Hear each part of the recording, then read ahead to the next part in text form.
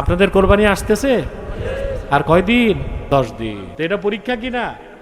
আপনারা পরীক্ষা দেন না, আপনারা প্রতিযোগিতা করেন তার চেয়ে বড় গরু কে কিনতে পারে। হ্যাঁ, আর গোশত খাওয়ার মহা উৎসব। প্রিয়তম সন্তানকে বুকে জড়ায় বললেন, ইয়া বুনাইয়া ইন্নী আরা ফিল মানামি আন্নী আযবাহুক ফানজুর মাযা তারা। প্রিয় বৎস, আমি স্বপ্নে দেখি আমি তোমাকে জবাই করছি, তুমি চিন্তা করে দেখো আমি কি দেখলাম। যেমন পিতা তেমন পুত্র। সন্তান জবাব দিল, ইয়া আবাতি ইফআল মা তুমার সাতাজিদুনি ইনশাআল্লাহু মিনাস সাবিরিন। পিতা, আপনি যা স্বপ্নে দেখেছেন, আদেশ পেয়েছেন তাই করুন, আমার কোনো আপত্তি নাই। অনতিবিলম্বেই আপনি আমাকে ধৈর্যশীলদের কাতারে শামিল পাবে। আসলো শেষ পরীক্ষা, চূড়ান্ত পরীক্ষা, কোরবানি। তিনি নিয়ে গেলেন সন্তানকে মিনাতে, জবাই করবেন, হাত পা বেঁধে ফেলছেন। সন্তান ডেকে বললেন, বাবা আমার 3টা আবদার আছে। তিনি বললেন, কি? প্রথম আবদার হচ্ছে তুকাল্লিবু ওয়াজহি ইলাল আরদ ইনদা যাবহে।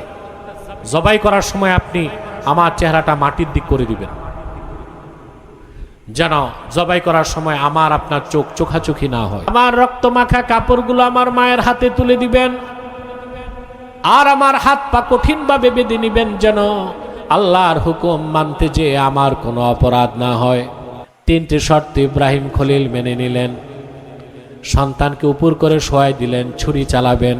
গর্দানের উপর চাপ দিয়ে ছুরি চালাচ্ছেন। আল্লাহ ছুরিকে নোটিশ করে দিলেন, ছুরি এক চুল কাটবি না। সর্বশক্তি দিয়ে তিনি ছুরি চালাতে লাগলেন, একটা পশমও কাটে না। বিরক্ত হয়ে ফাআলকাহা আলাল হাজার ফাশাক্কাল হাজার, ছুরিটাকে তীব্র শক্তি দিয়া পাথরের উপর মারলেন। কোন কোন মুফাসসির লেখেন পাথর 2 টুকরা হয়ে গেল। হযরত ইব্রাহিম অবাক হয়ে চিন্তা করতে লাগলেন, যেই ছুরির আঘাতে পাথর 2 টুকরা হয়ে যায়, গর্দান কেন কাটতে? আমার উপর নারাজ নাকি? আমার কোরবানি কি কবুল হবে না? আল্লাহ ডাক দিয়ে বললেন, ফানাদাইনাহু আইয়া ইব্রাহিম ক্বাদ সাদ্দাকতার রুইয়া ইন্না কাযালিকা নাজজিল মুহসিনিন। আল্লাহ ডেকে বলেন, রে ইব্রাহিম, আল্লাহ ডেকে বললেন, ওহে ইব্রাহিম, জবাই করার দরকার নাই, তুমি স্বপ্নকে সত্য বানায় ফেলেছ, আমি কোরবানি কবুল করে নিলাম। মহসিনদেরকে এভাবে আমি পুরস্কার দিয়ে থাকি। বলেন সুবহানাল্লাহ। মহসিন মানে মুখলেস। এখানে আল্লাহ বুঝালেন, আল্লাহ তাআলা মনের নিয়তটা দেখেন। হযরত ইব্রাহিমের নিয়ত ছিল 100% সন্তানকে জবাই করা। পরীক্ষা হয়ে গেছে, এই জন্য আর জবাই হতে আল্লাহ দেন নাই। জান্নাত থেকে দুম্বা পাঠায় দিলেন। হযরত ইব্রাহিম কোরবানি করলেন। সারা পৃথিবীর মুমিনদের জন্য কোরবানির সিলসিলা জারি হয়ে গেল। আল্লাহ কি জবাই করাইছেন? সদিচ্ছা দেখেন, মনের নিয়ত কি? আল্লাহর হাবিব মুহাম্মদ সাল্লাল্লাহু আলাইহি ওয়াসাল্লামের উম্মতের সক্ষম ধনী ইমানদারদের উপর হযরত ইব্রাহিমের এই শেষ পরীক্ষা কোরবানি। সেই পরীক্ষায় উত্তীর্ণর পরে তিনি যে দুম্বা কোরবানি করলেন, সেই পরীক্ষাটাকে স্মরণ করার জন্য আল্লাহ তাআলা এই উম্মতের উপর কোরবানিকে ওয়াজিব করে দিলেন। এখন এখানে আপনার পরীক্ষা আছে, নিয়তের পরীক্ষা। কিসের পরীক্ষা? পরীক্ষা কিন্তু কঠিন। কোরবানি করতে হবে হালাল টাকা দিয়ে। কি দিয়ে? আপনি বড় গরু কোরবানি দিবেন ব্রাক থেকে টাকা নিয়ে, কোরবানি হবে না? ঈমান নষ্ট হবে। কথা বলেন। হারাম পয়সা দিয়ে কোরবানি দিলে কোরবানি হবে না তো দূরে থাক, সওয়াবের আশা করলে ঈমান নষ্ট হবে। তাহলে আপনার প্রথম পরীক্ষা হচ্ছে টাকাটা হইতে হবে হালাল। 2 নাম্বার, নিয়ত থাকবে পরিপূর্ণ বিশুদ্ধ। কার খুশির জন্য? আল্লাহ পাক বলেন, লাইয়ানালাল্লাহু লুহুমুহা ওয়ালা দিমাউহা ওয়ালাকিন ইয়ানালুহুত তাকওয়া মিনকুম। কখনোই তোমাদের পশুর গোশত রক্ত আল্লাহর কাছে পৌঁছে না, বরং তোমাদের অন্তরের তাকওয়া, কতটুক সহি নিয়ত ছিল সেটাই আল্লাহর কাছে পৌঁছে। ঠিক কিনা বলেন? সে কোরবানির প্রস্তুতি নিছেন? কথা বলেন। বড় গরু কিনবেন, কিনবেন পারলে সমস্যা নাই, নিয়তটা ঠিক থাকতে হবে, ঠিক কি না? আর এই কোরবানির মাধ্যমে আমরা কি পরীক্ষা দিই? ইব্রাহিম আলাইহিস সালামের পরীক্ষাগুলোকে স্মরণ করি যে হযরত ইব্রাহিম আলাইহিস সালাম তার জান, তার মাল, তার সন্তান সবকিছু কোরবান করছেন, উৎসর্গ করছেন কার খুশির জন্যে? আপনি যদি মুসলিম হতে চান, আপনাকেও ইমানের পরীক্ষায় উত্তীর্ণ হতে হবে। আপনার সব কিছু আল্লাহর জন্য উজাড় করতে, উৎসর্গ করার জন্যে প্রস্তুত থাকতে হবে। তাহলে আপনি খাঁটি মুমিন হবেন, খাঁটি মুসলিম হবেন। হযরত ইব্রাহিমের পরীক্ষায় তিনি উত্তীর্ণ হয়েছিলেন। উম্মতে মুহাম্মাদী হিসেবে আল্লাহ তাআলা আমাদেরও পরীক্ষা নিতে পারেন, সেই পরীক্ষার জন্য আমাদের প্রস্তুত থাকতে হবে। আমাদের সবচেয়ে বড় পরীক্ষা যেটা, সেটা হচ্ছে আমরা আল্লাহকে জানমাল থেকে বেশি ভালোবাসি কিনা, সেটা দেখানোর বিষয়, ঠিক কিনা বলেন? সেই সময় আসলে দেখাতে পারবো না ইনশাআল্লাহ। আল্লাহ তার হাবিব মুহাম্মদ সাল্লাল্লাহু আলাইহি সাল্লামের ভালোবাসা জানমাল সবকিছুর চেয়ে, সন্তান সন্ততি সবকিছুর চেয়ে বেশি হতে হবে। যদি না হয় আপনি মুমিন হতে পারবেন না। অতএব হযরত ইব্রাহিম ইমানের পরীক্ষা উত্তীর্ণ হয়েছেন, আমাদেরকেও ইমানের পরীক্ষায় উত্তীর্ণ হয়ে খাঁটি মুসলিম হতে হবে। সেই পরীক্ষাগুলোর স্মরণের জন্য আল্লাহ তাআলা কোরবানির ব্যবস্থা করেছেন। কোরবানি দেওয়া মানে শুধু গোশত খাওয়া নয়। হযরত ইব্রাহিম কিভাবে আত্মসমর্পণ করেছেন, সেই শিক্ষা গ্রহণ করে আমাদেরকেও আল্লাহর সামনে আত্মসমর্পণের প্রস্তুতি নিতে হবে। তরিকায়ে আহলে সুন্নাত ওয়াল জামাত ফেডারেশনের উদ্যোগে আয়োজিত আজকের দ্বিতীয় বার্ষিক মাহফিলের সম্মানিত সভাপতি শফিকুল ইসলাম মাস্টার, হাজারাত উলামায়ে কেরাম, তুলাবায়ে ইজাম, ঝড় তুফান বৃষ্টি বাদলের মধ্যেও যারা আজকে এসেছেন, তাদের সকলকে আমার পক্ষ থেকে হৃদয় নিংড়ানো ভালোবাসা, শুভেচ্ছা এবং অভিনন্দন জ্ঞাপন করছি। সবটুকুন শুকরিয়া আল্লাহ তাআলার জন্যে, যিনি আজকের বরকতপূর্ণ মাহফিলে আমাদেরকে আসার বসার তৌফিক মেহেরবানি করে ভিক্ষা দান করেছেন। সেজন্য আসুন আমরা সকলে একবার অবনত চিত্তে হৃদয়ের আবেগ অনুভূতি উজাড় করে সমবেত কণ্ঠে বলি আলহামদুলিল্লাহ। অগণিত অসংখ্য দরুদ ও সালাম আল্লাহর সৃষ্টির প্রধান আকর্ষণ, বিশ্বসভার সভাপতি, সকল নবী রসুলগণের মাথার তাজ, শামসুল হিদায়াত, বদরুদ্দুজা, সৈয়দুস সাকালাইন, ইমামুল মুরসালিন, খাতামুন নবিয়্যিন ওয়াল মুরসালিন, আফতাবে নবুয়ত, শাহনশাহে রিসালাত, সরকারে দো জাহাঁ, সুলতানুল মদিনা, নবিউল আম্বিয়া, হুজুরে আকরম, নূরে মুজস্সম, নূরুন আলা নূর, সৈয়দিনা হাবিবিনা শফিঈনা মাওলানা মুহাম্মদ সাল্লাল্লাহু আলাইহি ওয়াসাল্লামার উপর আল্লাহ তাবারাকা ওয়া তাআলা, যাকে আজ থেকে প্রায় ১৫০০ বছর আগে প্রেরণ করেছেন, সর্বশ্রেষ্ঠ সর্বশেষ নবী ও রাসূল হিসেবে, যার পরে আজ পর্যন্ত পৃথিবীতে অবশ্যই কোনো প্রকারই নবী কিংবা রাসূল অবশ্যই আসে নাই, অবশ্যই এখনো নাই, অবশ্যই কিয়ামত পর্যন্ত আসবে না। প্রিয় বন্ধুগণ, আপনারা তো মাহফিল করেন শীতকালে, আরে কথা বলেন, আর এখন জ্যৈষ্ঠ মাস, এটা হচ্ছে ভরা বর্ষা। তো বর্ষাকালে মাহফিল এমনিতেও অনিশ্চিত, আবার শুনলাম এক পশলা বৃষ্টিও হয়েছে, তারপর যে মাহফিলটা টিকে গেছে এটা আল্লাহর রহমত। এ মাহফিল তো টিকার কথা ছিল না। তো সে না, আমার জন্য বসে থাকলে আমিও কিছু পাবো না, তারাও কিছু পাবে না, সব পাগলের কাতারে যাবে। বসে আছে কোরআনের কারণে, ঠিক না? অনেক লোক হয়তোবা চলে গেছে বৃষ্টির ভয়তে, যারা চলে গেছে ওরা ঠকে গেছে, যারা বসে আছে তারা জিতে গেছে। এই বিশ্বাস আছে? প্রত্যেক শ্বাসে 10 নেকি পাচ্ছেন। মাহফিলে এসেছেন, সগীরা গুনাহগুলো মাফ হয়ে গেছে। যদি মুনাজাত করে যেতে পারেন, কবিরা গুনাহ মাফ হবে। এই বিশ্বাস আছে? আমরা একটু উপর দোয়া করব না? এককভাবে না সম্মিলিতভাবে? একক দোয়া কবুল হতেও পারে, সম্মিলিত দোয়া হবেই হবে। আমি একটা হাদিস শোনাচ্ছি।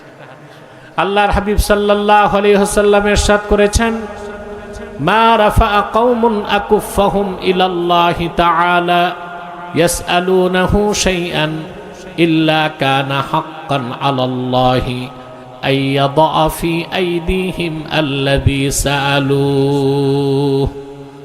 আল্লাহর হাবিব ইরশাদ করেছেন, আমার উম্মতের কোন একটি দল যদি আল্লাহর কাছে সম্মিলিতভাবে হাত তুলে কিছু চায়, আল্লাহর উপর হক হয়ে যায়, তারা যা চায় তাদের হাতে আল্লাহ তাই দিয়ে দেয়। একটা আওয়াজ করে বলি সুবহানাল্লাহ। খুশি আছেন? এখন শয়তান তো ওয়াসওয়াসা দিবে যে একবার বৃষ্টি হয়েছে আর একবার তো হইতে পারে, মুনাজাতের আগে উঠাবার চেষ্টা করবে। আমরা শয়তানকে সুযোগ দিব না? নেক নিয়ত করে শয়তানের গালে চপেটাঘাত করব? আমরা নিয়ত করছি কিছুক্ষণ পরে খোলা আকাশের নিচে সম্মিলিতভাবে মুনাজাত করে গুনাহ মাফ করে নিষ্পাপ বেহেশতি আল্লাহওয়ালা হয়ে বাড়ি যেতে চাই। কারা কারা হাত তুলে আল্লাহকে দেখা? হাত লম্বা করেন। আল্লাহ কবুল করুক, মঞ্জুর। ডানে বামে যারা দাঁড়িয়ে আছেন, আমি জানি না আপনারা কে কে খান বাহাদুর আহসানুল্লাহ নাতিপুতি, আল্লাহর ওয়াস্তে বসে যান, জায়গা করে নেন, প্রত্যেকেই বসে যান। যেখানে পানি নাই, ভিজা নাই, ওখানে বসে যান। আমার মনে হয় ঘাসেও বসতে পারেন। কিছু লোককে শয়তান এখনই পাকড়াও করছে, দুই একজন ওই দিক যাচ্ছে পিছন দিকে। কেউ দাঁড়িয়ে থাকবেন না, বসে যান। মাহফিলের পরিবেশ যত সুন্দর হবে, কবর জীবন তত সুন্দর হবে। প্রিয় ভাইরা, আমি কোরআন শরীফ থেকে একটা আয়াত তেলাওয়াত করেছি, আমার দিকে তাকান। এই আয়াতকে কেন্দ্র করে কিছু কথা বলবো আমি ইনশাআল্লাহ। আসুন তেলাওয়াতের মাধ্যমে আলোচনায় প্রবেশ করি। আউযু বিল্লাহি মিনাশ শাইতানির রাজীম। বিসমিল্লাহির রাহমানির রহিম। وَإِذِ ابْتَلَى إِبْرَاهِيمَ رَبُّهُ بِكَلِمَاتٍ فَأَتَمَّهُنَّ قَالَ إِنِّي جَاعِلُكَ لِلنَّاسِ إِمَامًا قَالَ وَمِنْ ذُرِّيَّتِي قَالَ لَا يَنَالُ أَهْدِ الظَّالِمِينَ। আল্লাহ তাআলা বলেন, বসেন বা স্টেজে আসেন। মাঠে যারা দাঁড়িয়ে আছে, আবারও বলছি, হয় মাঠ ছাড়ো নয় মাহফিলে বসো। যুবকদেরকে বলছি, বাচ্চাদেরকে বলছি, পরিবেশ নষ্ট করা যাবে না, কেউ দাঁড়িয়ে থাকবেন না। আমি খুব কম সময়ে কিছু কথা বলি, মুনাজাত করে দিব ইনশাআল্লাহ। আল্লাহ তাআলা তার হাবিবকে কোরআন শরীফে হযরত ইব্রাহিমের ইতিহাস স্মরণ করিয়ে বলেন, মুহাম্মদ সাল্লাল্লাহু আলাইহি ওয়াসাল্লাম স্মরণ করুন, আপনি ইব্রাহিমের রব যখন ইব্রাহিমের কিছু পরীক্ষা নিলেন। সুবহানাল্লাহ। পরীক্ষা কে নিছেন? পরীক্ষা দিছেন কে? জোরে। ফাতাম্মাহুন। আল্লাহ বলেন, আল্লাহ সবগুলো পরীক্ষা হযরত ইব্রাহিম পরিপূর্ণভাবে সফলভাবে দিয়েছেন। সবগুলো পরীক্ষায় তিনি উত্তীর্ণ হয়েছেন। পরীক্ষা উত্তীর্ণ হবার পর আল্লাহ ডেকে বললেন, ইন্নী জাইলুকা লিন-নাসি ইমামা। ইব্রাহিম, আমি তোমাকে গোটা মানব জাতির নেতা বানাবো। হযরত ইব্রাহিম বললেন, ওয়া মিন যুররিয়াতি, আমার বংশে যারা আসবে তারাও কি নেতৃত্ব পাবে? আল্লাহ তাআলা বললেন, লা ইয়ানালু আহদিজ জালিমিন, আমার পক্ষ থেকে যে নেতৃত্বের নেয়ামত, এটা জালেমরা কখনো পাবে না। তোমার বংশে যারা শিরক করবে, কুফর করবে, কাফের হবে, মুশরিক হবে, তারা এটা পাবে না। হযরত ইব্রাহিম হচ্ছেন মুসলিম মিল্লাতের জনক। আমাদের জনকের নাম কি? মুসলিম জাতি। আমরা জাতি, মুসলিম জাতির জনকের নাম জোরে বলতে হবে। ইব্রাহিম আলাইহিস সালাম ছাড়া অন্য কোন ব্যক্তিকে মুসলমান জাতির জনক বানাতে পারে? আল্লাহ রাব্বুল আলামিন বলেন মিল্লাতা আবিকুম ইব্রাহিম হুয়া সাম্মাকুমুল মুসলিমিন। তোমাদের জাতির জনক হচ্ছেন ইব্রাহিম। তিনি এমনি এমনি জনক হন নাই, আল্লাহর পক্ষ থেকে অসংখ্য পরীক্ষায় উত্তীর্ণ হয়ে তারপরে তিনি জনক হয়েছেন মুসলিম জাতির, এবং মুসলিম সকল পৃথিবীর বিশ্বাসী ইমানদার তৌহিদপন্থীদের নেতা হয়েছেন। বলেন সুবহানাল্লাহ। পরীক্ষা দিয়েছেন না? অনেকগুলো পরীক্ষা। তার প্রথম পরীক্ষাটাই ছিল গোটা সৃষ্টি থেকে সম্পর্ক ছিন্ন করে আল্লাহমুখী হওয়া। সুবহানাল্লাহ। কোরআন শরীফে আল্লাহ তাআলা কথাগুলোকে স্পষ্ট করে দিয়েছেন।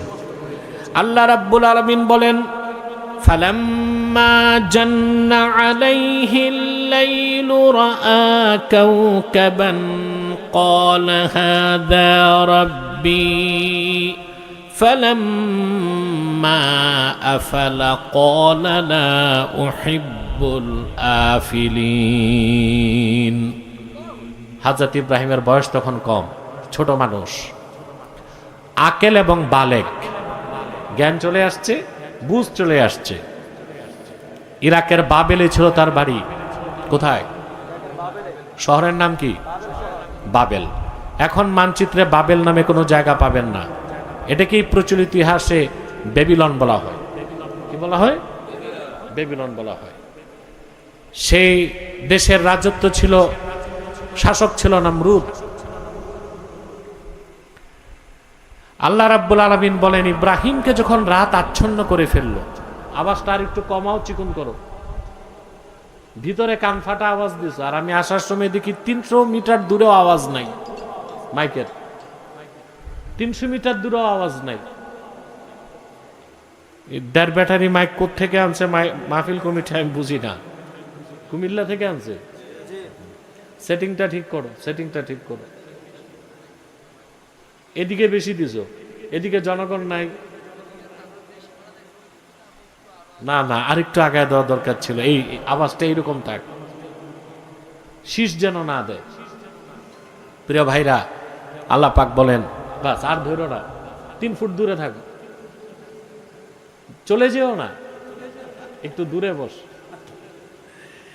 আল্লাহ তাআলা বলেন ইব্রাহিমকে রাত যখন আচ্ছন্ন করে ফেলল, আকাশ পানে তাকিয়ে দেখলেন তিনি উজ্জ্বল নক্ষত্র।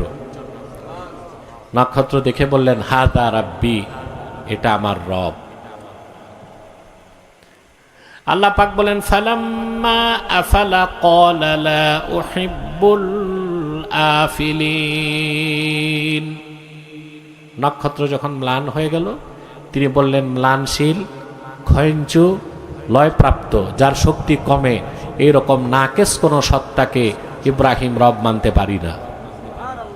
সুবহানাল্লাহ বলবেন।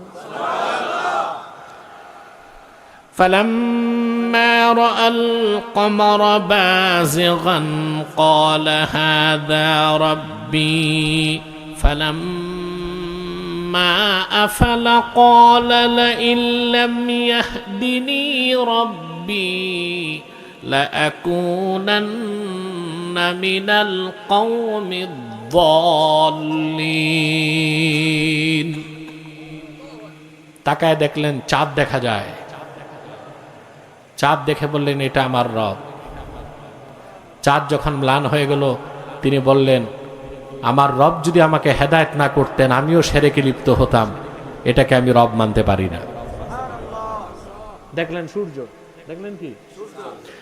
فلما رأى الشمس بازغة قال هذا ربي هذا أكبر فلما أفلت قال يا قوم إني بريء مما تشركون। সূর্য দেখলেন, দেখে বললেন এটা আমার রব, এটা আমার রব, এটা বড়। সূর্য যখন ডুবে গেল, তিনি বললেন মুশরিকরা, পুত্তলিকরা, শিরকবাদীরা, তোমরা যেগুলোর সাথে আল্লাহকে শরীক করো ওই সব শিরক থেকে আমি পবিত্র।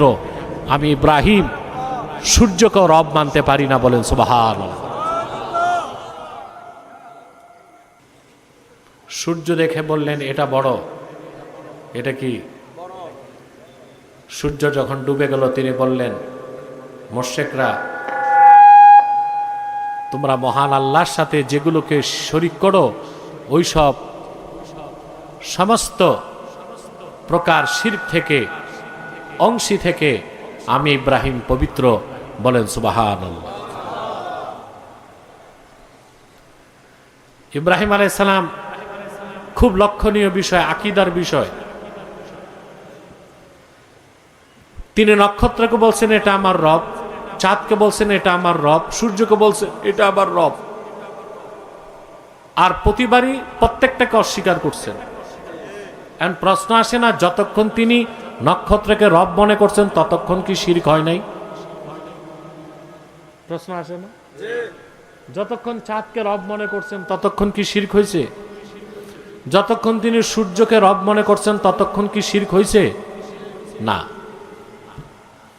আল্লাহর কোন একজন পয়গম্বর নবুয়ত লাভের আগে বা পরে শিরকের গুনাহ, কুফরের গুনাহ তো দূরে থাক, কবিরা তো দূরে থাক, একটা সগীরা গুনাহও করে না। এটা আহলুস সুন্নাহ ওয়াল জামাতের আকীদা ও বিশ্বাস। তো কোরআন শরীফে যে আসছে উত্তর কি? প্রশ্ন আসে না? হাজার রাব্বি তিনি যে বলছেন চাঁদকে, এটা তার বিশ্বাস ছিল না। তাফসীরের কিতাবে এসেছে তখন তার সামনে উপস্থিত ছিল নক্ষত্র পূজারীরা। কারা? তিনি বলেছেন হাদা রাব্বি ফি জামিকুম, নক্ষত্র পূজারীরা তোমাদের ধারণায় এটা আমার রব। নক্ষত্র যখন ডুবে গেল তখন তিনি দেখায় দিলেন তোমরা এমন জিনিসকে রব মানো যার শক্তি কমে বাড়ে। এটা কি তার বিশ্বাস ছিল না কটাক্ষ করার উদ্দেশ্য ছিল? চাঁদ দেখে বলেছেন হাদা রাব্বি, একই অর্থ তখন ছিল চন্দ্র পূজারীরা। তিনি তাদেরকে ইঙ্গিত করে বললেন তোমাদের ধারণায় এটা আমার রব, কারণ তোমরা এটাকে রব মানো, এটাও রব হতে পারে না। যখন সূর্যকে বলেছেন এটা আমার রব, তখন ছিল সূর্য পূজারীরা। তিনি বলেছেন এটা আমার রব, তোমাদের ধারণায় এটাও তো ডুবে যায়, এটাও রব হতে পারে না। তাহলে নক্ষত্র, চন্দ্র কিংবা সূর্যকে এক সেকেন্ডের জন্য ইব্রাহিম খলিলুল্লাহ রব মানেন নাই, ঠিক না? এই কথাটা আবুল আলা মওদুদী সাহেব বুঝতে পারেন নাই। তাফিমুল কোরআনে তিনি লিখে দিয়েছেন हजरत इब्राहिम अलैहिस्सलाम भी कुछ अरसे के लिए शिर्क में मुब्तला हो गए थे। ইব্রাহিম আলাইহিস সালামও কিছু সময়ের জন্য শিরকে লিপ্ত হয়েছিলেন। আবুল আলা মওদুদীর দ্বারা যত ভুল তাফসীর হয়েছে এই ভুল তাফসীরগুলোর মধ্যে এটাও একটা ভুল তাফসীর। এটাকে গ্রহণ করার কোনো সুযোগ নেই, ঈমান থাকবে না। কারণ আহলুস সুন্নাহ ওয়াল জামাতের আকীদা ও বিশ্বাস নবীগণ নিষ্পাপ, তারা নবুয়ত লাভের আগেও ছিল নিষ্পাপ, নবুয়ত লাভের পরেও ছিল নিষ্পাপ। আহলুস সুন্নাহ ওয়াল জামাতের সমস্ত মুসলমান একমত আল আম্বিয়া মুনাজ্জাহুনা মিনাল কাবাইরি ওয়াস সাগায়ের, আল্লাহর নবীগণ সমস্ত কবিরা সগীরা গুনাহ থেকে পবিত্র। আমি কি কবরস্থানে আছি? তাই তো মনে হচ্ছে। তোমরা সামনে যারা বলো না একটু সুবহানাল্লাহ। আল্লাহর নবীগণ কবিরা সগীরা গুনাহ থেকে পবিত্র। আল আম্বিয়া হুমুল মাসুমুন, সমস্ত নবীগণ ছিলেন নিষ্পাপ। আল্লাহু আকবার। তাহলে ইব্রাহিম আলাইহিস সালাম এক সেকেন্ডের জন্য শিরক করেন নাই। ওটার অর্থ কি? তিনি তাদেরকে কটাক্ষ করেছেন। কাদেরকে? নক্ষত্র পূজারীদেরকে, চন্দ্র পূজারীদেরকে, সূর্য পূজারীদেরকে। ইমাম সুয়ুতি এটাই তাফসীর করছেন, আর এটাই একদম তাফসীরুল মুফাসসিরিন, সকল মুফাসসিরদের গ্রহণযোগ্য তাফসীর। সুবহানাল্লাহ। তারপর ইব্রাহিম আলাইহিস সালাম বললেন পত্তলিকরা, মূর্তি পূজারীরা, আসলে রবকে শোনো। তিনি তখন বললেন ইন্নী ওয়াজ্জাহতু ওয়াজহিয়া লিল্লাযী ফাতারাস সামাওয়াতি ওয়াল আরদা হানিফাও ওয়া মা আনা মিনাল মুশরিকিন। পড়েন না আপনারা? কখন পড়েন? মাইকম্যান একটু বাড়াও। নামাজ শুরুর আগে একটু পড়েন না? কিন্তু অর্থ তো বুঝেন না। অর্থ বুঝেন না বলে নামাজে মজা পান না। নামাজে দাঁড়ায় চিন্তা ঢুকে রাজনীতি, খেলার মাঠ, বাজার, চায়ের স্টল। ঠিক কিনা? কেন আপনি নামাজে দাঁড়াইছেন, আপনার দেহের কেবলা বানাই দিছেন কাবাকে, কিন্তু দিলের কেবলা আল্লাহকে বানাতে পারেন নাই। সুবহানাল্লাহ। হযরত ইব্রাহিম এখানে দিলের কেবলা বানাইছেন কাকে? সব অস্বীকার করছেন। সব কি করছেন? তাওহীদ কি জিনিস তা শিখতে হবে কোরআন শরীফ থেকে। তিনি সব অস্বীকার করছেন। চাঁদ, না এটা রব না। নক্ষত্র, না এটা রব না। সূর্য, না এটা রব না। রবকে ইন্নী ওয়াজ্জাহতু ওয়াজহিয়া লিল্লাযী ফাতারাস সামাওয়াতি ওয়াল আরদা হানিফান ওয়া মা আনা মিনাল মুশরিকিন। হযরত ইব্রাহিম দিলের কিবলা বানালেন কাকে? আরো জোরে। হাদিস সাক্ষ্য দেয়, যতক্ষণ পর্যন্ত কোন ইমানদার নামাজ পড়ার সময় তার দিল আল্লাহমুখী না হবে, ততক্ষণ পর্যন্ত তার হৃদয়ে হুজুরি কলব আসবে না।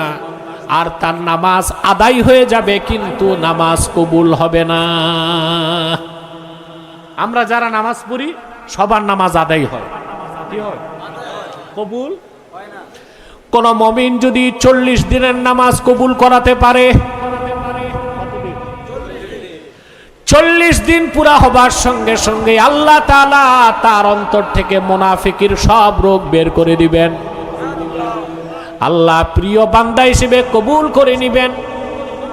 তারপর নামাজের প্রতি তার এত ভালোবাসা তৈরি হয়ে যাবে, 41 দিন শুরু হবার পর আর সে নামাজ ছাড়তে পারবে না। আপনারা 30 বছর নামাজ পড়েন, নামাজের প্রতি ভালোবাসা সৃষ্টি করতে পারেন নাই, ঠিক না? কথা বলে না। এই কোরআনে আল্লাহ ওয়াদা করছেন নামাজ মানুষকে গুনার কাছ থেকে বাঁচায়। কিন্তু আমরা দেখি আমাদের সমাজে এমন অনেক নামাজি আছে 30 বছর নামাজ পড়তে পড়তে কপালে বাটকারের মতো দাগ পড়ছে, কিন্তু সুদও খায়, ঘুষও খায়, চায়ের স্টলে বসে গীবত করে, বিচার আচারে বসলে 2 দিক থেকেই বিড়ি সিগারেটের প্যাকেট নেয়। দেখেন, কিন্তু আজান দিছে নামাজে চলে গেছে। এর মানে তার 40 বছর ধরে নামাজ আদায় হচ্ছে, কবুল। নামাজ কবুল হইতে হবে, কি হইতে হবে? আল্লাহর বান্দা যখন নামাজে দাঁড়াবে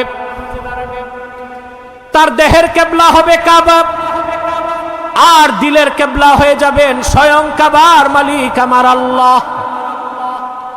তখন সে যে নামাজ পড়বে, আল্লাহ রাব্বুল আলামিন ওই নামাজের বিনিময়ে তার অন্তরে আল্লাহর মারিফতের নূর জাগ্রত করে দিবে। হযরত ইব্রাহিম মুখাপেক্ষী হলেন কার?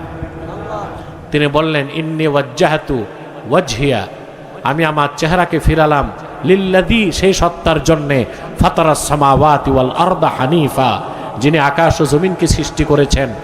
হানিফান মানে মা এলান ইলাল হক, আমি সমস্ত মূর্তি পূজা পরিত্যাগ করে আল্লাহর তাওহীদ মুখী হয়ে গেলাম। বলেন সুবহানাল্লাহ। পরীক্ষা উত্তীর্ণ হয়েছেন? কথা বলে না। হয়েছেন? আল্লাহর পক্ষ থেকে নির্দেশ আসলো, ইব্রাহিম এবার তোমার কওমের মানুষগুলো মূর্তি পূজায় লিপ্ত, তাদেরকে মূর্তি পূজা থেকে বাঁচাও। হযরত ইব্রাহিমের জন্য এটা বড় পরীক্ষা ছিল, কারণ গোষ্ঠীর সব মানুষ ছিল মূর্তি পূজারী। কি ছিল? তিনি একা তাওহীদবাদী, একা তিনি তাওহীদবাদী।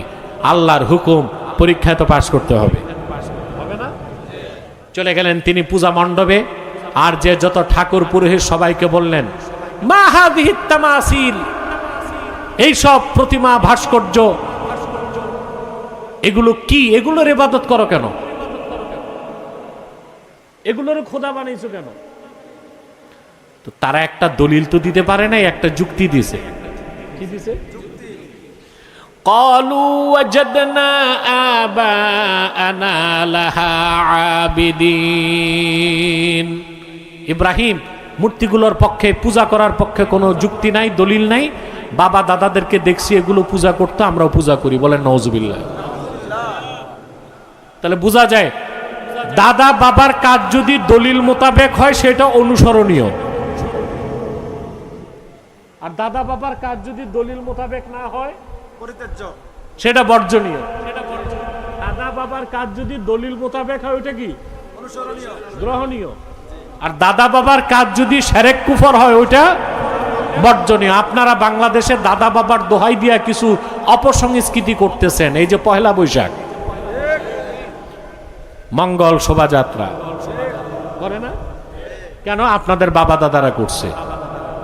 তারপরে স্মৃতিসৌধ যে পুষ্প অর্পণ করে না? আগের রাজনীতিবিদরা করছে, এখনকার ওনারাও করতেছে। আবার 21শে ফেব্রুয়ারি নগ্ন পদে কোথায়? শহীদ মিনারে। যেখানে যায় ওখানে কি শহীদরা আছে নাকি? না, ওদের স্মরণ করে। তো উচিত কি এই শহীদ মিনারে, এখানে শহীদরা তো নাই, আছে কবরস্থানে, তো শহীদ মিনারে যাবে না কবরস্থানে যাবে? তো যায় কই?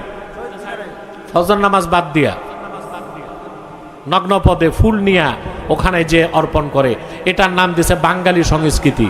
তাহলে বোঝা যায় ইব্রাহিম আলাইহিস সালামের জমানায় ওরা শিরকি কাজ করতো সংস্কৃতির দোহাই দিয়ে, আর এখন যারা শিরকি কাজ করতেছে এরাও দোহাই দিচ্ছে কি সংস্কৃতি। বলে বাঙালি সংস্কৃতি এটা, এখানে কোনো প্রশ্ন চলবে না। বলে নাউজুবিল্লাহ। করা যাবে? সংস্কৃতির নামে বাপদাদার কাজ করা যাবে? হযরত ইব্রাহিম বললেন তাহলে তোমরা মূর্তি পূজা ছাড়বা না? তারা বলল না, আমরা ছাড়তে পারবো না। তিনি তখন বিপ্লবের ডাক দিলেন। সুবহানাল্লাহ। তিনি বললেন তাল্লাহি লা আকিদান্না আসনামাকুম বা'দা আন তুওয়াল্লু মুদবিরিন। আল্লাহর কসম, তোমরা বাড়ি যাবার সাথে সাথেই তোমাদের এই হাতে বানানো খোদা নামের বেহুদাগুলোর ব্যাপারে আমি চূড়ান্ত সিদ্ধান্ত গ্রহণ করব। সুবহানাল্লাহ কইবা না? কে কে ঘুমাও? হাত উঠাও, উঠাও হাত। পিছনে দুইজন হাত উঠাইছে, ওরা বুঝে কি বুঝে না আল্লাহ ভালো জানে। সব চলে গেছে বাড়ি। উনি একটা কুঠার হাতে নিয়ে সমানে মূর্তিগুলো ভাঙ্গা শুরু করছেন। শুধু ভাঙ্গেন নাই, কিরকম ভাঙছেন আল্লাহ কোরআন শরীফে বলেছেন, فَجَعَلَهُمْ جُذَاذًا إِلَّا كَبِيرًا لَهُمْ لَعَلَّهُمْ إِلَيْهِ يَرْجِعُونَ। সবগুলো মূর্তি ভাঙ্গা জুজাদা টুকরা টুকরা করে মিশায় দিয়েছেন মাটির সাথে। বড় ঠাকুরটারে রাখছেন, বড় ঠাকুরটারে রাখছেন যেন ওরা জিজ্ঞেস করলে কে ভাঙছে তার কাছে তিনি ফিরাইতে পারেন। বুঝতে পারছেন? ভেঙ্গে ফোন কথা বলবেন না, ভেঙ্গে চুরমার করে দিয়েছেন, একটা রাখছেন। সকালবেলা সব এসে দেখে ওদের খোদাগুলো সব উপুত হয়ে পড়ে আছে, একটারও নাক কান নাই, সব সমান। ওরা বলতে লাগলো কাজটা কে করছে? যে বিপ্লব করে সে নিজেকে গোপন রাখতে। সবাই বলতে লাগলো ক্বালু সামি'না ফাতান ইয়াযকুরুহুম ইউক্বালু লাহু ইব্রাহিম। লোকেরা বলল আমরা একজন যুবকের নাম শুনেছি, যুবকটা মূর্তিগুলোর সমালোচনা করে, তাকে লোকেরা ইব্রাহিম বলে ডাকে। এটা তার কাজ ছাড়া কারো কাজ হইতে পারে না। ডাকা হলো ইব্রাহিম আলাইহিস সালামকে। এই সপ্তাহের পরীক্ষা ছিল কিনা? কথা বলে না। তিনি যখন মূর্তিগুলো ভাঙছেন তার কোনো দল ছিল, সহযোগী ছিল, কার নির্দেশ ছিল? কার? আল্লাহর প্রতিটা পরীক্ষায় কিভাবে তিনি উত্তীর্ণ হলেন। সুবহানাল্লাহ। ডাকা হলো তাকে, তিনি পালায়ে যান নাই, পালায়া আসছেন তিনি। লোকেরা বলল ইব্রাহিম এই কাজটা তুমি করছো? তিনি বলছেন যে বড় সে করছে, কথা বলে তাদের থেকে জিজ্ঞেস করো। এখন মূর্তি পূজারীরা সব হতভম্ব হয়ে গেছে, কারণ ওদের হাতে বানানো খোদা সব বোবা, একটাও কথা বলতে পারে না, একটাও কথা বলতে পারে না। চলে গেল সংবাদ নমরুদের কাছে। এবার আসলো ইব্রাহিম নবীর উপর কঠিন ভয়ানক পরীক্ষা। নমরুদের ক্যাবিনেট ছিল, সে ক্যাবিনেটে সিদ্ধান্ত হয়েছে হাররিকুহু ওয়ানসুরু আলিহাতাকুম ইন কুনতুম ফাইলিন। ইব্রাহিমের একটাই শাস্তি, তাকে ধরে আগুনে জ্বালায় দাও। যদি তোমরা তোমাদের উপাস্যদেরকে খুশি করতে চাও তাহলে এই কাজটাই করো। অগ্নিকুণ্ড নির্মাণ করা হলো বিশাল। হযরত ইব্রাহিমকে পাকড়াও করে আনা হলো, হাত পা বাঁধা হলো। সেই যুগে কাঠের কামান ছিল, তার নাম ছিল মিনজানিক। কি নাম? আমাদের দেশের বক্তারা বলে চরক গাছে বসাইছিল, এরকম কোনো কথা কিতাবে নাই। কাসাসুল কোরআনে ইবনে কাসির লিখেছেন সেটা ছিল মিনজানিক, যার বহু বচন মাজানিক, কাঠের তৈরি কামান। এটার বাংলা করতে পারে নিক্ষেপক।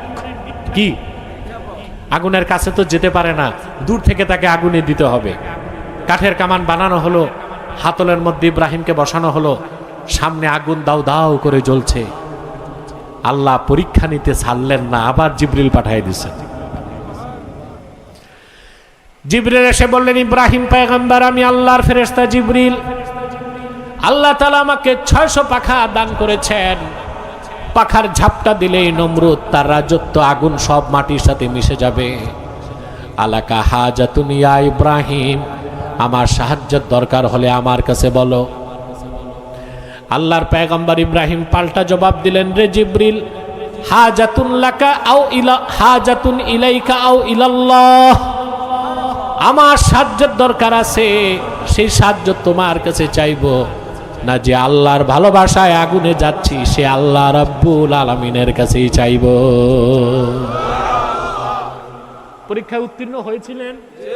সুবহানাল্লাহ বলবেন না? জিবরিল চলে গেছে। সুবহান। কাঠের কামান ঘুরলো, রশি কেটে দেওয়া হলো, ছিটকে তিনি চলে গেলেন আগুনে। আগুন তার শরীরে লাগার আগেই তিনি পড়তে লাগছেন, হাসবিয়াল্লাহু ওয়া নি'মাল ওয়াকিল, আল্লাহ আমার জন্য যথেষ্ট, তিনি সর্বোত্তম অভিভাবক। আরেকবার বলেন সুবহানাল্লাহ। এটা বুখারী শরীফের হাদিস। আল্লাহর হাবিব সাল্লাল্লাহু আলাইহি ওয়াসাল্লাম ইরশাদ করেছেন, হাসবিয়াল্লাহু ওয়া নি'মাল ওয়াকিল ক্বালাহা ইব্রাহিম হিনা উলকিয়া ফিন্নার। হযরত ইব্রাহিমকে যখন আগুনে নিক্ষেপ করা হয়েছে, আল্লাহর পয়গম্বর ইব্রাহিম আল্লাহর আকাশের নিচে প্রথম এই দোয়াটা পড়ছেন, হাসবিয়াল্লাহু ওয়া নি'মাল ওয়াকিল, আল্লাহ আমার জন্য যথেষ্ট, তিনি সর্বোত্তম অভিভাবক। বলেন সুবহানাল্লাহ। এই দোয়াটা পড়বেন বিপদ আসলে না বিপদ আসার আগে? বিপদ আসলে তো চলেই আসলো, আর যদি আগে পড়েন তো বিপদ আর আসবে না। পুরা দোয়াটা হাদিস শরীফে আছে, আমি বলবো, আমার সাথে পড়েন, হাসবিয়াল্লাহু লা ইলাহা ইল্লা হুয়া আলাইহি তাওয়াক্কালতু ওয়া হুয়া রাব্বুল আরশিল আযীম। হাদিস সাক্ষ্য দেয়, কোন মুমিন যদি সকালে ফজরের নামাজের পর 7 বার পড়ে, মাগরিব নামাজের পর যদি, আপনাদের এলাকায় শয়তান আছে, একেবারে বড় মাপের শয়তান আছে। ওই যে মিনায় শয়তানকে পাথর মারে না, ওর চেয়ে বড় শয়তান আছে। এতবার ডিস্টার্ব হবে কেন বলেন?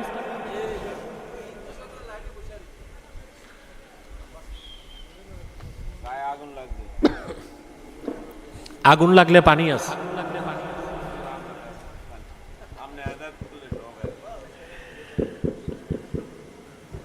আল্লাহ করিম, খুব কষ্ট হয়ে যাচ্ছে আপনাদের। আর কিছু সময়, একটা পর্যায়ে যে আমি ছেড়ে দিব যেন বিষয়টা বুঝতে পারেন। সকালে 7 বার, মাগরিবের পর 7 বার কেউ যদি এই দোয়াটা পড়ে, হাসবি আল্লাহু লা ইলাহা ইল্লা হু আলাইহি তাওয়াক্কালতু ওয়া হুয়া রাব্বুল আরশিল আযীম, 24 ঘন্টার জন্য সে আল্লাহর হিফজ ও আমানে চলে যাবে।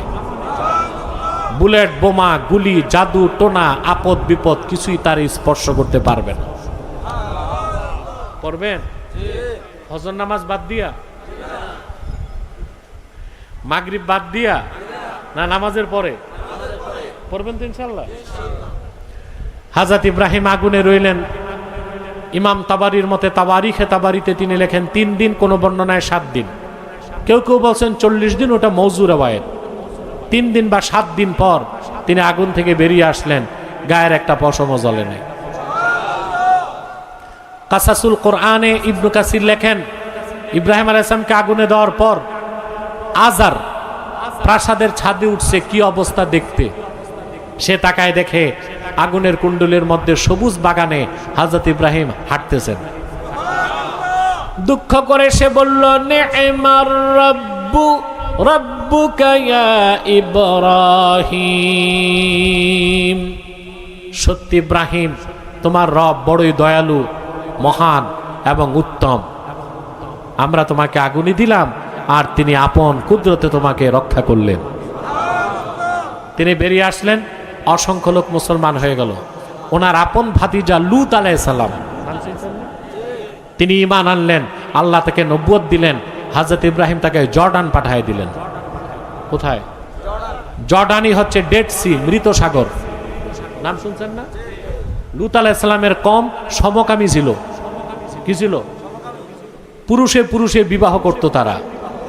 এটা এত জঘন্য গুনার কাজ, আল্লাহ তাআলা আযাব দিয়ে তাদেরকে মাটির সাথে ধসায় দিয়েছেন। আর যেখানে আযাব এসেছে ওখানে সাগর হয়ে গেছে।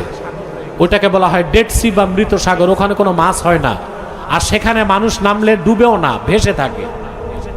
ডেড সি, মৃত সাগর, এটা জর্ডান। হযরত ইব্রাহিম খলিলুল্লাহ, আল্লাহ তাকে নির্দেশ করলেন, ইব্রাহিম তুমি এবার বাবেল ছেড়ে আরদুল মুকাদ্দাসা ফিলিস্তিন চলে যাও। তিনি তার আবার পরীক্ষা চলে আসলো। তিনি গোত্র, সম্প্রদায়, আত্মীয় স্বজন সব বাদ দিয়ে নিজের সন্তানদেরকে আর স্ত্রীদেরকে নিয়ে মিশর হয়ে চলে গেলেন ফিলিস্তিন। পরীক্ষা বন্ধ হয়নি, আবার পরীক্ষা চলে আসলো। আল্লাহ ডেকে বললেন, ইব্রাহিম তুমি তোমার স্ত্রী হাজেরাকে আর বড় সন্তান ইসমাইলকে মক্কায় রেখে আসো। তখন মক্কার নাম ছিল বাক্কা। কি ছিল? বাক্কা। বাক্কা ইয়াবুক্কু, তাবুক্কু মানে চূর্ণ করা। কি করা? সুমিয়াতিল মাক্কাতু বিবাক্কা লিআন্নাহা তাবুক্কু আনাকাল জাবাবেরা। মক্কাকে বাক্কা বলা হয়েছে এই জন্যে, যত অত্যাচারী শাসক মক্কায় ঢুকতে চেয়েছে মক্কা তাদের গর্দানকে চূর্ণ করে দিছে, এজন্য বলা হয় বাক্কা। কি বলা হয়? বাক্কা। আল্লাহ বললেন, যাও ইসমাইলকে আর হাজেরাকে বাক্কায় রেখে আসো। এটা কঠিন পরীক্ষা না? এটা হচ্ছে বিরহের পরীক্ষা। কিসের? বিরহের। তাও রেখে আসবে কই? বাক্কায়, যেখানে মানুষ নাই, পানি নাই, ঘর নাই, কিচ্ছু নাই। সুবহানাল্লাহ। তিনি আল্লাহর সব পরীক্ষায় উত্তীর্ণ হয়েছেন না? আল্লাহর দেয়া সব পরীক্ষা উত্তীর্ণ হয়েছেন না? যে নির্দেশ সেই কাজ। চলে গেলেন তিনি বাক্কায়, মক্কায়। যে দেখেন সেখানে পানি নাই, খাদ্য নাই, ঘর নাই, কিচ্ছু নাই। আপন সন্তান হযরত ইসমাইলকে তিনি আপন স্ত্রী হাজেরার কোলে দিয়ে দিলেন। হযরত ইব্রাহিমের কয় স্ত্রী ছিল বলতে পারেন? জোরে না, 3 স্ত্রী। এটা মনে রাখবেন। একজনের নাম হাজেরা, আরেকজনের নাম সাররা, আরেকজনের নাম কোতায়রা। কি না? কোতায়রা। এটা ওনার স্ত্রী ছিল, 3য় স্ত্রী ছিল, যা আল্লামা বাগাবী মাআলিমুত তানজিলের মধ্যে উল্লেখ করেছেন। কথা শুনতেছেন ভাই? রেখে আসলেন তিনি মক্কায়। লম্বা ঘটনা আমি সংক্ষেপ করে দিচ্ছি। পানির সন্ধানে হাজেরা সাফা মারওয়ায় 7 বার দৌড়ালেন। পরবর্তীতে ইসমাইলের পায়ের আঘাতে জমজম কূপ হয়ে গেল। ফিরে এসে তিনি পানি পান করলেন, সন্তানকে পানি পান করালেন। ইয়ামানের এক গোত্র, তাদের নাম ছিল জুরহাম। কি নাম? তারা মক্কার পাশ দিয়ে যাচ্ছিল, পানির সন্ধানে তারা আসলো। সাফা পাহাড় পার হয়ে এসেই দেখে পানির খুব সুন্দর একটি ফোয়ারা। সুবহানাল্লাহ। পাশে বসে আছে স্বর্গীয় চেহারাদারী এক মহিয়সী নারী, আর তার কোলে ফুটন্ত গোলাপের চেয়ে সুন্দর একটা বাচ্চা। তারা বুঝে গেছে এই মহিলা সাধারণ কোনো মহিলা নয়, বাচ্চাও সাধারণ নয়, কূপও সাধারণ নয়। তারা এসে বলল, মা পানির তৃষ্ণায় মরে যাচ্ছে, পানি পান করব? হাজেরা বললেন, এই কূপ আমার নয়, আল্লাহর কূপ। কিয়ামত পর্যন্ত আল্লাহর বান্দাদের জন্য এই কূপের পানি খোলা থাকবে। পানি পান করলেন, সন্তানকে পানি পান করালেন। জমজমের আকর্ষণে তারা আর দেশ যাওয়া ভুলে গেছে। তারা বলল, আমরা আর ইয়ামান যাব না, আপনি আপনি তো একা, আমরা আপনার আশেপাশে থাকতে চাই। তিনি বলছেন থাকো। সাফা মারওয়ার চতুর্দিকে তারা বাড়িঘর নির্মাণ করলো। আল্লাহ তাআলা মক্কা নগরীকে গঠন করে দিলেন। চিন্তা করছেন আল্লাহর হাবিবের সম্মান মর্যাদা কত ঊর্ধ্বে। আল্লাহর হাবিব মুহাম্মদ সাল্লাল্লাহু আলাইহি ওয়াসাল্লাম ১৫০০ বছর আগে দুনিয়ায় আগমন করেছেন, আর ওনার আগমনেরও বহু আগে ইব্রাহিমকে দিয়ে ওনার মৌলিদ মক্কা নগরীর গোড়াপত্তন আল্লাহ করে দিলেন। সুবহানাল্লাহ বলবেন। রাসূলুল্লাহর আজমত যে বুঝবে না সে মুমিন হইতে, রাসূলুল্লাহর মহব্বত যার থাকবে না সে মুমিন দাবি করতে পারে না। এটা মনে রাখবেন, আমার এই কথাটা হৃদয়ে গেঁথে নেবেন। পারবেন না ইনশাআল্লাহ? প্রিয় ভাইরা, শহর তো হয়ে গেল মক্কা নগরী। ইসমাইল আলাইহিস সালাম বড় হয়ে গেছেন। কত বড়? ফালাম্মা বালাগা মাআহু সায়া, যখন হযরত ইসমাইল দৌড়াদৌড়ির বয়সে পৌঁছলো। সাআ ইয়াসআ তাসআ, দৌড়াদৌড়ির বয়সে পৌঁছলো। কোন কোন মুফাসসির লিখছেন হযরত ইসমাইলের বয়স ছিল ৭, কেউ বলছেন ১০, কেউ বলছেন ১৩, কিন্তু সবার মতেই নাবালেগ ছিলেন, বালেগ হন নাই। ছেলেরা বালেগ হয় ১৫ বছরে। কত বছরে? বাচ্চা ইসমাইল এখন দৌড়াদৌড়ি করেন। হযরত ইব্রাহিম ফিরে আসছেন, পরীক্ষার শেষ হয় নাই, আবার পরীক্ষা চলে আসছে। আল্লাহ ডেকে বললেন, ইব্রাহিম তোমার সবচেয়ে প্রিয় বস্তুটা আমারে দিয়ে দাও, কোরবানি করো। পরপর ৩ দিন স্বপ্ন দেখে তিনি বুঝে গেছেন এ তো ইসমাইলের কোরবানির কথাই আল্লাহ ইঙ্গিত দিচ্ছেন। হযরত ইব্রাহিম নবী ছিলেন, নবীদের স্বপ্ন স্বপ্ন নয়, ওহী হতো। রুয়াল আম্বিয়া ই ওয়াহয়ুন, নবীদের স্বপ্ন কি? ওয়াহী। সুবহানাল্লাহ। নবীদের কোনো স্বপ্ন মিথ্যা হতো না। আমরা যারা সাধারণ মুমিন, আমাদের স্বপ্ন মিথ্যাও হইতে পারে, সত্য হইতে পারে, ঠিক হইতে পারে, বেঠিক হইতে পারে। আমাদের স্বপ্ন ৩ প্রকার। কয় প্রকার? একটা হচ্ছে হাদিসুন নাফস, মনের কল্পনা।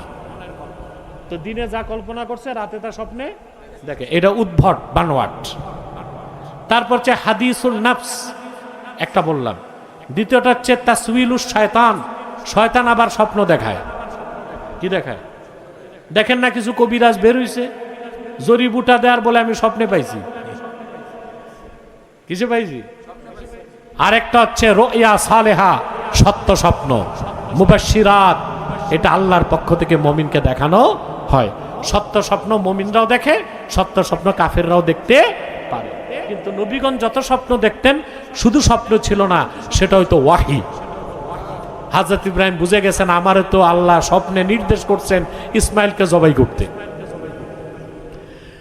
প্রিয়তম সন্তানকে বুকে জড়ায় বললেন, ইয়া বুনাইয়া ইন্নী আরা ফিল মানামি আন্নী আযবাহুক ফানজুর মাযা তারা। প্রিয় বৎস, আমি স্বপ্নে দেখি আমি তোমাকে জবাই করছি, তুমি চিন্তা করে দেখো আমি কি দেখলাম। যেমন পিতা তেমন পুত্র। সন্তান জবাব দিল, ইয়া আবাতি ইফআল মা তুমার সাতাজিদুনি ইনশাআল্লাহু মিনাস সাবিরিন। পিতা আপনি যা স্বপ্নে দেখেছেন, আদেশ পেয়েছেন তাই করুন, আমার কোনো আপত্তি নাই। অনতিবিলম্বেই আপনি আমাকে ধৈর্যশীলদের কাতারে শামিল পাবে। আসলো শেষ পরীক্ষা, চূড়ান্ত পরীক্ষা, কোরবানি। আপনাদের কোরবানি আসতেছে আর কয়দিন? 10 দিন। তো এটা পরীক্ষা কিনা? আপনারা পরীক্ষা দেন না, আপনারা প্রতিযোগিতা করেন কার চেয়ে বড় গরু কে কিনতে পারে। হ্যাঁ, আর গোশত খাওয়ার মহা উৎসব। এত কথা কেন বললাম এখন টের পাইছেন? কথা বলেন। প্রিয় ভাইরা, তিনি নিয়ে গেলেন সন্তানকে মিনাতে, জবাই করবেন, হাত পা বেঁধে ফেলছেন। সন্তান ডেকে বললেন, বাবা আমার 3টা আবদার আছে। তিনি বললেন কি? প্রথম আবদার হচ্ছে তুকাল্লিবু ওয়াজহি ইলাল আরদ ইনদা যাবহে, জবাই করার সময় আপনি আমার চেহারাটা মাটির দিক করে দিবেন, যেন জবাই করার সময় আমার আপনার চোখ চোখাচোখি না হয়। আমার রক্তমাখা কাপড়গুলো আমার মায়ের হাতে তুলে দিবেন, আর আমার হাত পা কঠিনভাবে বেঁধে নিবেন, যেন আল্লাহর হুকুম মানতে যে আমার কোনো অপরাধ না হয়। 3টে শর্ত ইব্রাহিম খলিল মেনে নিলেন। সন্তানকে উপর করে শোয়াই দিলেন, ছুরি চালাবেন। গর্দানের উপর চাপ দিয়ে ছুরি চালাচ্ছেন। আল্লাহ ছুরিকে নোটিশ করে দিলেন, ছুরি এক চুল কাটবি না। সর্বশক্তি দিয়ে তিনি ছুরি চালাতে লাগলেন, একটা পশমও কাটে না। বিরক্ত হয়ে ফাআলকাহা আলাল হাজার ফাশাক্কাল হাজার, ছুরিটাকে তীব্র শক্তি দিয়া পাথরের উপর মারলেন। কোন কোন মুফাসসির লেখেন পাথর দুই টুকরা হয়ে গেল। হযরত ইব্রাহিম অবাক হয়ে চিন্তা করতে লাগলেন, যেই ছুরির আঘাতে পাথর দুই টুকরা হয়ে যায়, গর্দান কেন কাটতে? আমার উপর নারাজ নাকি? আমার কোরবানি কি কবুল হবে না? আল্লাহ ডাক দিয়ে বললেন, ফানাদাইনাহু আইয়া ইব্রাহিম ক্বাদ সাদ্দাকতার রুইয়া ইন্না কাযালিকা নাজজিল মুহসিনিন। আল্লাহ ডেকে বলেন, রে ইব্রাহিম, আল্লাহ ডেকে বললেন, ওহে ইব্রাহিম, জবাই করার দরকার নাই, তুমি স্বপ্নকে সত্য বানায় ফেলেছ, আমি কোরবানি কবুল করে নিলাম। মহসিনদেরকে ভাবে আমি পুরস্কার দিয়ে থাকি। বলেন সুবহানাল্লাহ। মহসিন মানে মুখলেস। এখানে আল্লাহ বুঝালেন, আল্লাহ তাআলা মনের নিয়তটা দেখেন। হযরত ইব্রাহিমের নিয়ত ছিল 100% সন্তানকে জবাই করা। পরীক্ষা হয়ে গেছে, এই জন্য আর জবাই হতে আল্লাহ দেন নাই, জান্নাত থেকে দুম্বা পাঠায় দিলেন। হযরত ইব্রাহিম কোরবানি করলেন। সারা পৃথিবীর মুমিনদের জন্য কোরবানির সিলসিলা জারি হয়ে গেল। আল্লাহ কি জবাই করাইছেন?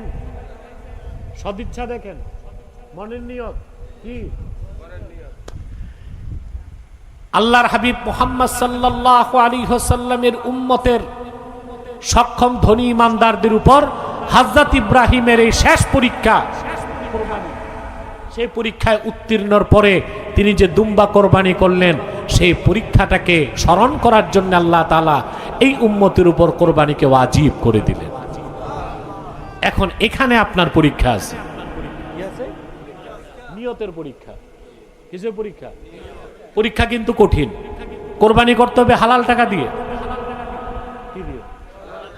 আপনি বড় গরু কোরবানি দিবেন ব্রাক থেকে টাকা নিয়ে, কোরবানি হবে না? ঈমান নষ্ট হবে। কথা বলেন। হারাম পয়সা দিয়ে কোরবানি দিলে কোরবানি হবে না তো দূরে থাক, সওয়াবের আশা করলে ঈমান নষ্ট হবে। তাহলে আপনার প্রথম পরীক্ষা হচ্ছে টাকাটা হইতে হবে হালাল। 2 নাম্বার, নিয়ত থাকবে পরিপূর্ণ বিশুদ্ধ। কার খুশির জন্য?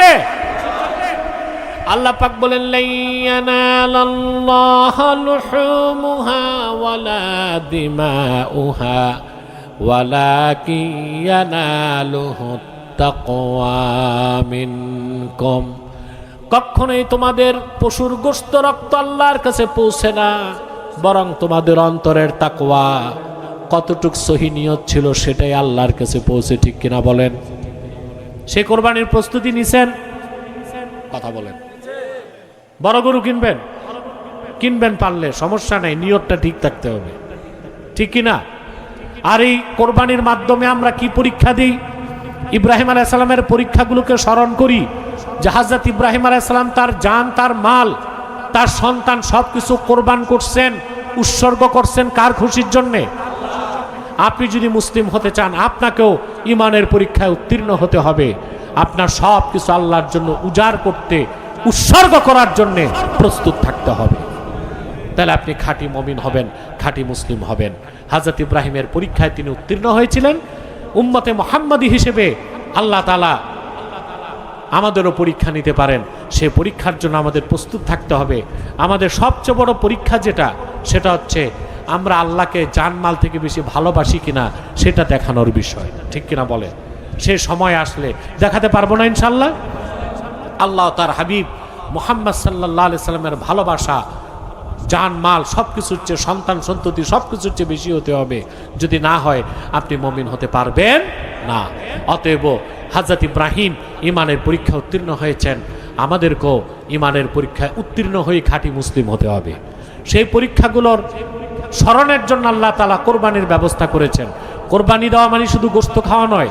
হযরত ইব্রাহিম কিভাবে আত্মসমর্পণ করেছেন, সেই শিক্ষা গ্রহণ করে আমাদেরকেও আল্লাহর সামনে আত্মসমর্পণের প্রস্তুতি নিতে হবে। পারবো না ইনশাআল্লাহ? আল্লাহ আমাদেরকে কবুল করুক, আল্লাহ আমাদেরকে মঞ্জুর করুক। সাদাকাল্লাহুল আযীম ওয়া সাদাকা রাসূলুহুন নবিয়ুল কারীম ওয়া নাহনু আলা যালিকা মিনাশ শাহিদিন ওয়াশ শাকিরিন ওয়ালহামদুলিল্লাহি রাব্বিল আলামিন।